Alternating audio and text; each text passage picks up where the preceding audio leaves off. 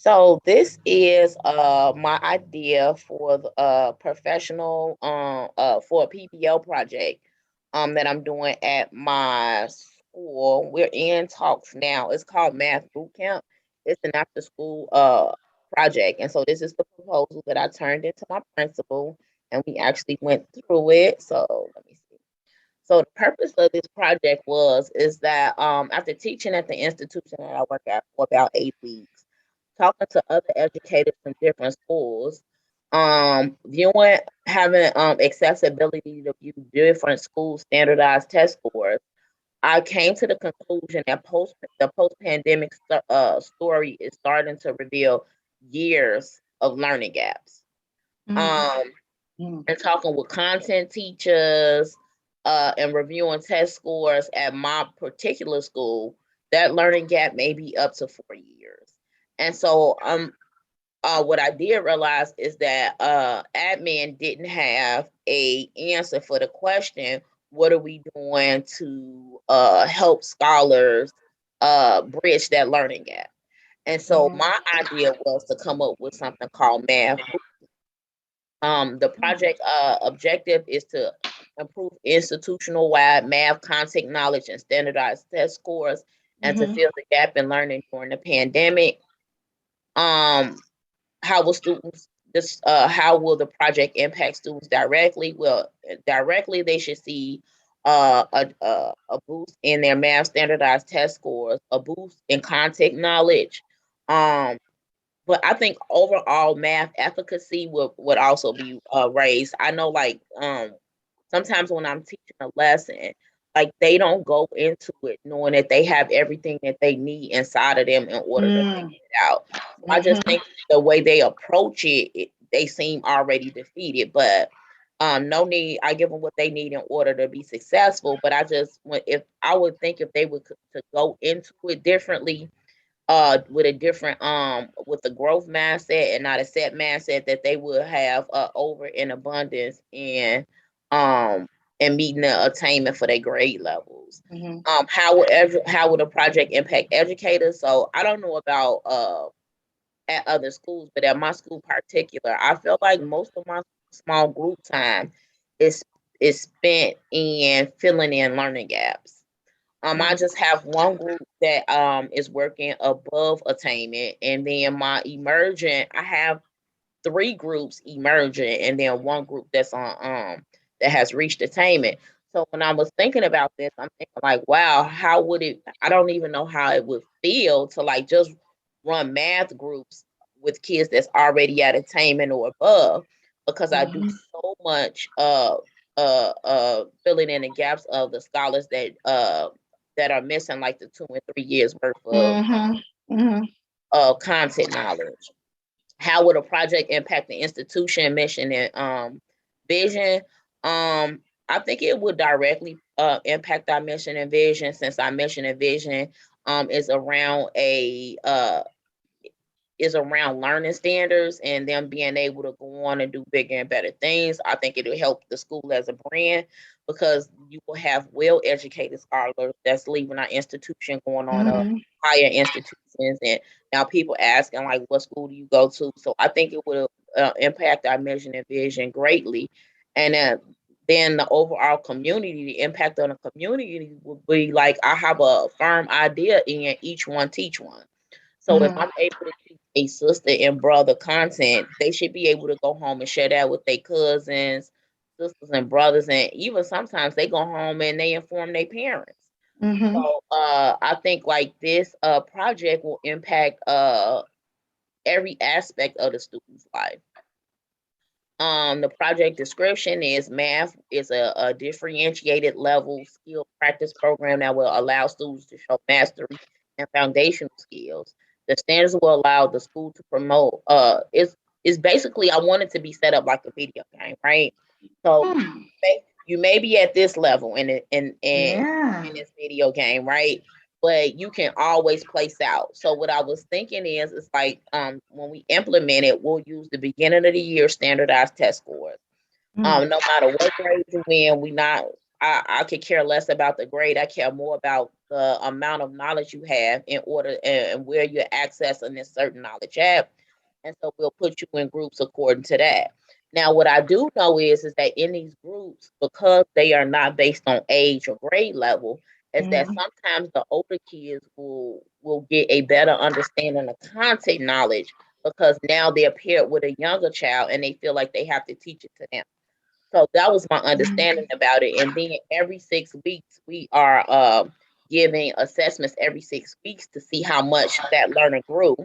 And if they met this attainment score, then they are evenly promoted to the next classroom or to the next area of learning. So that's how I plan to that's the project description and how they are moved up. Again, it's just Mhm. I feel like it should be a 2 week break. And after you take that 6 week assessment, it should be a 2 week break because not only do we need we need the scholars will probably need a break, but mostly Mhm. because the teachers need to talk about data. So Okay. what is this what is the data showing? We need to discuss like next steps for each scholar. Again, this program will run all year long. So the 2 week breaks will probably be greatly needed, especially if we can plan them around like big holidays like Christmas and Mhm. Thanksgiving and stuff like that. So yeah, so that's what, and then our major milestone, beginning of the year start 360 testing, middle of the year start 360 testing, semester one report card, which includes actually two report cards, and I think four every 2 week reports, and then end of the year start to 360 testing, and then the end of the year report cards. Okay. Here's the baseline data. Our baseline data is going to be the beginning of the year 360 testing and math diagnostic testing. That math diagnostic test will run every 6 weeks. So that's all I have right now. So right now we are in the planning mode. So I've Mhm. been meeting with teachers that are planning to return to my school to come up hardcore um with a hardcore calendar for next year. I'm trying to see like who would be best to teach. And we're gonna have 4 levels, so who would be best to teach the 4 levels? Um, and then also like this program is actually going to have a reverse effect, right? Because if I'm teaching fifth grade standards, if I decide like, oh, I'm gonna go back and teach level one standards, which would incorporate first and second grade, well, then Mhm. I'm getting a deeper understanding of what they're teaching in first and second grade because I don't teach primary school. Mhm. Fifth and sixth grade math, and so I understand like the standards and how to look up and how to look back, but not that far back. And I do have scholars in my classroom that is doing math on the first and second grade level. So I think like in turn, like it will educate the educated on how to set up better small group practices around students that have that big of a gap in learning. And so that's the project. So I love all of those ideas. I just have a few suggestions, maybe just some nuggets to throw out. So I love how you talked about the boot camp. But I also think that sometimes in education, we leave out these two grades, which are critical. Those two grades are pre K and kindergarten. And so, even though in the state of Illinois, they're not required, you kind of sort of see the difference between those who have gone and been exposed versus those who don't. And so some of those things is that we start off with the gap. Okay. Gap becomes even bigger. And so now I always say this jokingly, but it's the truth. We don't have gaps anymore. We're planets. So just as far as Earth is from Venus, or Venus is from Mars, and Mars is from Jupiter, and Jupiter is from Saturn, or all of those things, we have started to grow that fast. And so and maybe just an idea, a nugget just to throw out is that how do we begin to make sure that you all implement a boot camp just for those pre-K and first graders? So because I feel like if we can stop the gap from even occurring, then you won't have a gap. So as they progress and grow, then those kids will have some of those standards. But I think a lot of the times the kids start off with not having those base standards. And so eventually the gap just begins to get wider and wider and wider and wider and wider. Kind of like the concrete. If you don't fill in the concrete, eventually it's going to start spreading even more and more and more. And so this program would definitely be a filler. So that those kids are able to get what they need and to go forth in it. So it's going to be interesting that when you all implement this and roll this out next year as an after school program, how the children progress. And so I know that this year here in Chicago, we're changing from NWEA as you put down, and now we're doing Star 360, which will be a whole different standardized test that will go back to timing and etc. Now the difference won't be is the standards are always the same. So if you know the standards, then you should know how to do the work. So that's the best part of knowing Common Core standards. That if you got that standard and you mastered it, it don't matter what curriculum you use, it don't matter who's teaching it. If you mastered, you know it.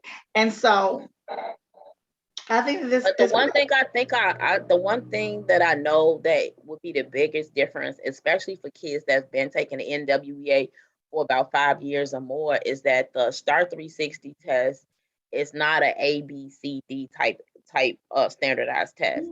It's where you have to actually input numbers, input your thinking.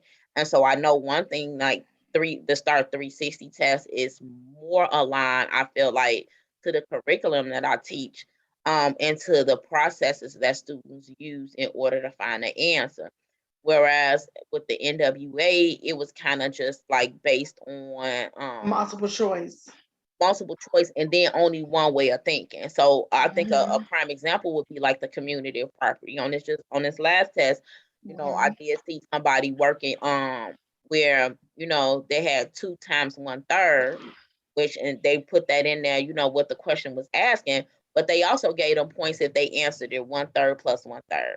Now that might not be on grade level, but it definitely mhm, got the scholar to the same answer that the one that did it correctly did. So I'm mhm, playing around with Star 360. I think I'm gonna take I'm gonna have I need to get in a PLC around 360, and I'm also going to take some trainings this summer around 360 testing. That way, I can be when I'm starting this boot camp, we'll be a little bit more firm in what the 360 test is looking for, and a little bit more mhm. informed on how to spend that in our small group. So, Yeah. but I absolutely love the idea because I never Mhm, even included like preschool and kindergarten in the equation. So now that I'm thinking about that, I'm thinking about if the older sister and brother have to stay, so the younger kids will have to stay too. And it would definitely allow math, although I think math boot camp will still be available because we'll always have some type of struggling mhm. or some type of gap in learning. But I think like the vastness of the way we're rolling it out next year, it won't be needed like that. So I Yeah, definitely will go back and talk to my POC about adding preschool and kindergarten and how that'll absolutely. look. Yep. All Yep. right. Thank you for your feedback. Thank you so much for sharing. It sounds good. I'm excited to see what it looks like next year. Well, this upcoming school year.